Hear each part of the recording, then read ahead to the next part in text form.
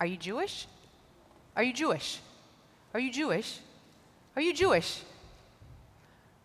The Lubavitchers parked their mitzvah tank at the corner of my college post office. Remember those? And posed this question repeatedly, like a jingle, to students passing by. In the early 90s, Yale was about 25% Jewish. So asking, "Are you Jewish?" was like shooting fish in a barrel. Most of my Jewish friends were accosted multiple times each day. But not one time in 4 years did they ever ask me. I would have liked some free Shabbat candles, or to sit in their makeshift sukkah, or to have been acknowledged even once as a member of the tribe. And the Orthodox weren't the only ones who didn't recognize me as Jewish. I led the Reform Minyan. I chanted Torah.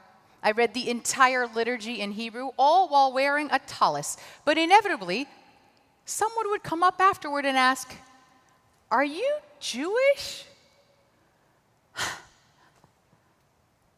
I know what you're thinking.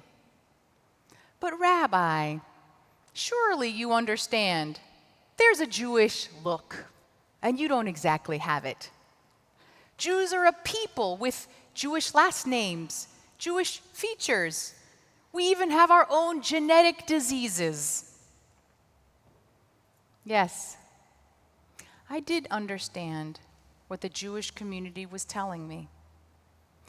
That Jewish peoplehood was akin to a race, something immutable and hereditary, an exclusive club you had to be born into. And even though I had a Jewish father, with this face, I would never really be Jewish. Jewish peoplehood is powerful and real, but too often we misunderstand what that means. So tonight, I want to debunk some of the myths around Jewish peoplehood. Beginning with, first, we Jews are not a race. The earliest biblical reference to the Israelite people as a race is made by Pharaoh in Egypt.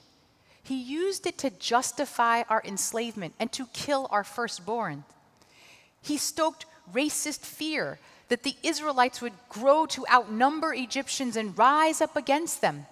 Pharaoh's message to his subjects echoes through the centuries: Jews will not replace us. And the first historical articulation of Judaism as a race was during the Spanish Inquisition.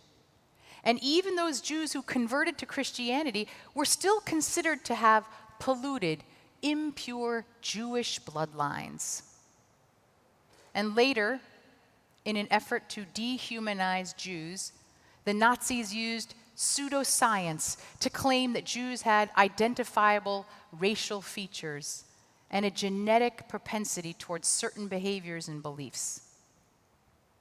The notion of Judaism as a race is a construct created by our enemies to justify anti-Semitism, violence, and even genocide.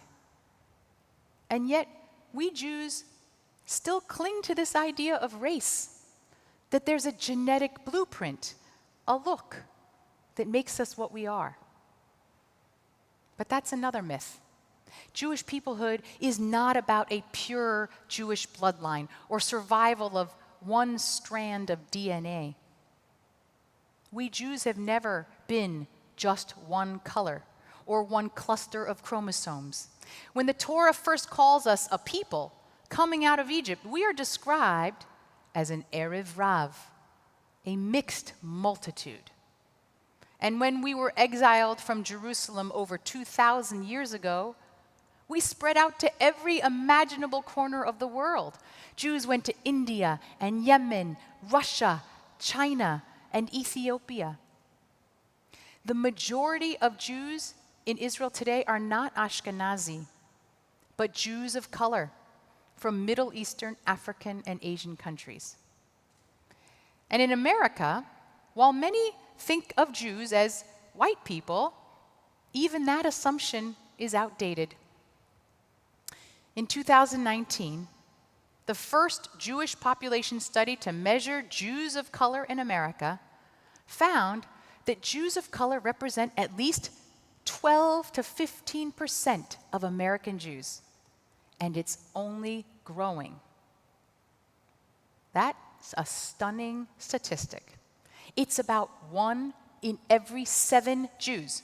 It means that out of approximately 7.5 million Jews of America, about 1 million are Jews of color. 1 million. Let me guess. You're thinking, I don't believe that. I don't see them anywhere in my Jewish community. And you're right.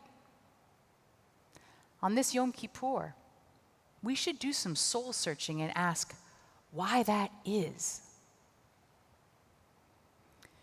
After a black rabbinical student preached from Central's pulpit this summer, Robert, a black congregant in his 20s, had the courage to reach out and tell me about his experience here.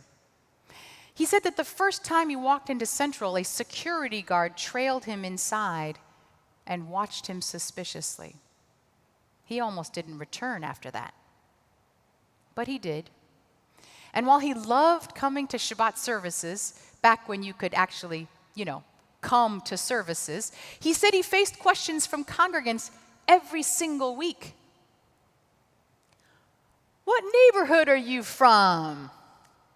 Who are you here with? And the ubiquitous, are you Jewish? We might hear Robert's story and excuse our community response as awkward inquisitiveness, well-meaning curiosity. But just imagine that this was Robert's experience walking into, say, Bergdorf Goodman. He's regarded with suspicion the minute he walks in the door. And too many people asking, "Can I help you?" with the assumption that he does not really belong.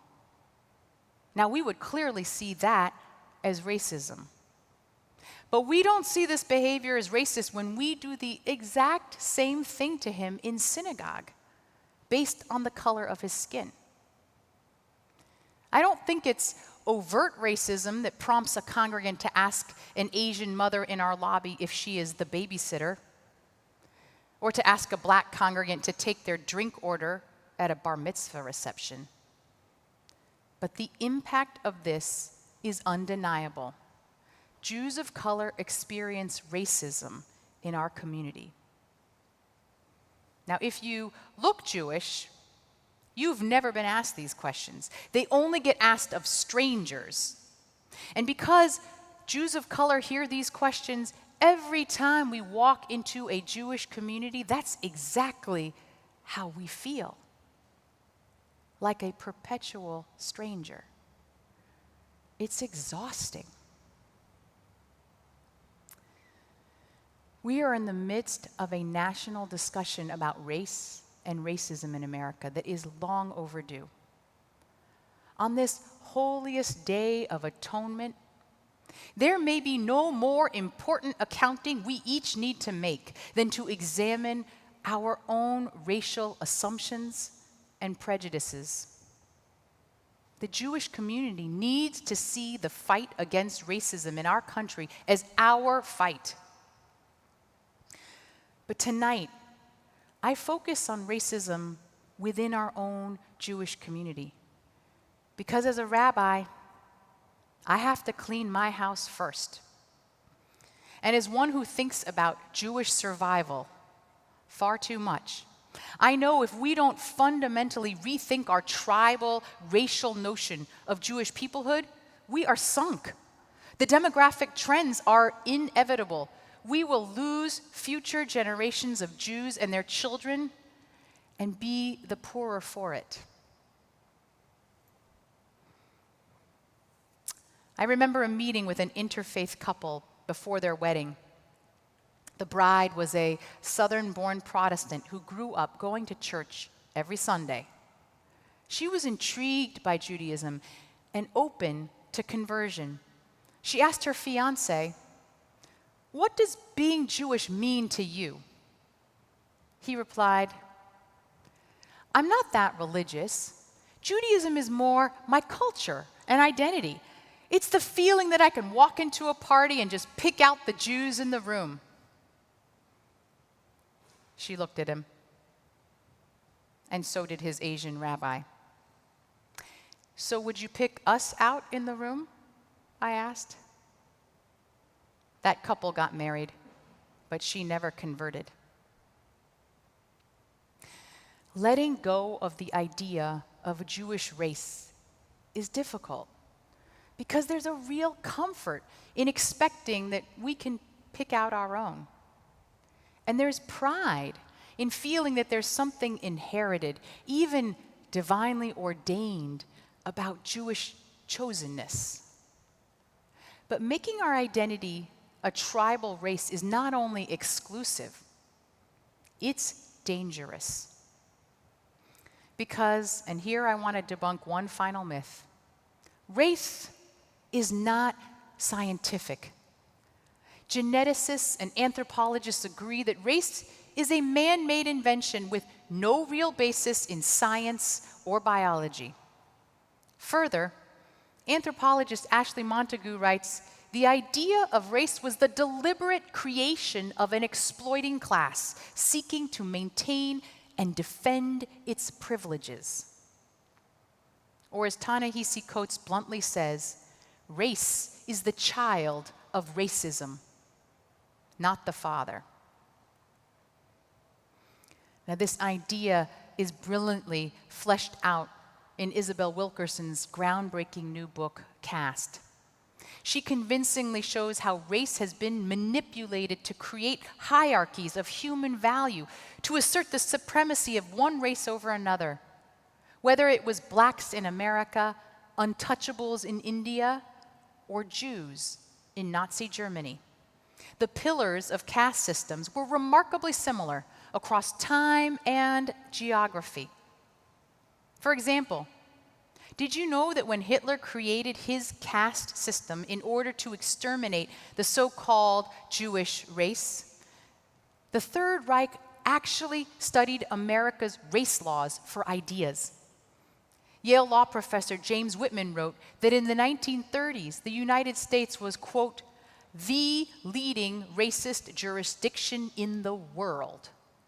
Nazi lawyers, as a result, looked very closely at and were ultimately influenced by American race law, end quote.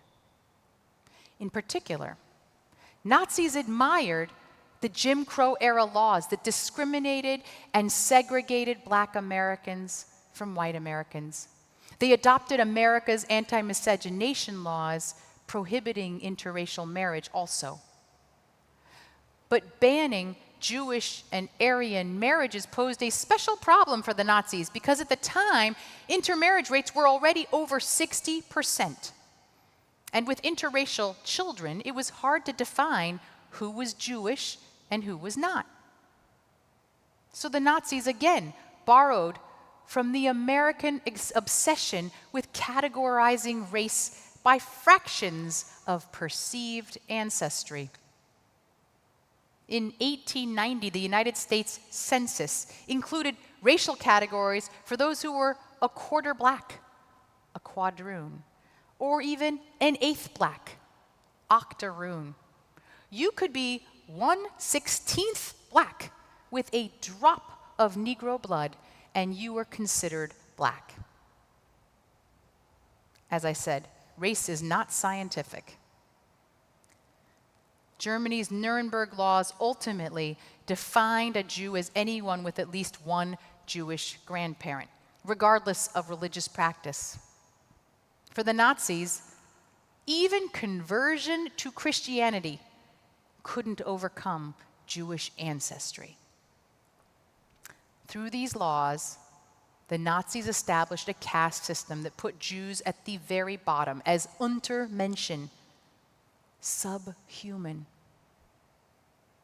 This dehumanizing view of Jews was critical in enabling the Nazis to persuade Germany and much of Europe to participate in or stand by and watch the murder of 6 million Jews by the end of the war. It was a caste system the Nazis created in great part by studying the legal caste system we created for Black Americans. Now, after World War II, when the State of Israel was founded with a mission to take in Jewish refugees, Israel, incredibly, adopted the Nazis' one-quarter Jewish ancestry definition as the foundation for defining who was eligible for the law of return. I was taught the reasoning was, if it's enough Jewish blood to get you killed, it would be enough Jewish blood to get you saved. But why did we allow a racial definition imposed by our enemies to become our benchmark for who is a Jew? Yes, heredity is important and meaningful. It's powerful to imagine an ancestral line of Jews that goes all the way back to Sinai. But it is time to stop thinking of Jewish peoplehood as a race once and for all. Instead, think of us as a family. You can become family by birth, adoption, and choice. You can create a bond stronger than blood through covenant, as we do in marriage. The Jewish Brit, our covenant with God, is how we all became family. Because the foundation of Jewish peoplehood doesn't come from myths about race, but from our covenant with God. Tomorrow we'll read about this Brit in our Torah portion. Listen to who is included. Atem nitzavim kulchem. You stand, all of you, before God.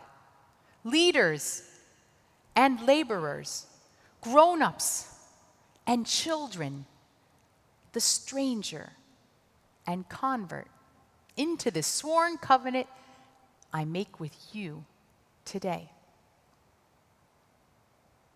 Instead of defining Jewishness by having the correct fraction of Jewish blood, let every Jew who feels bound by this covenant be seen and counted equally as part of the Jewish people, just as God does.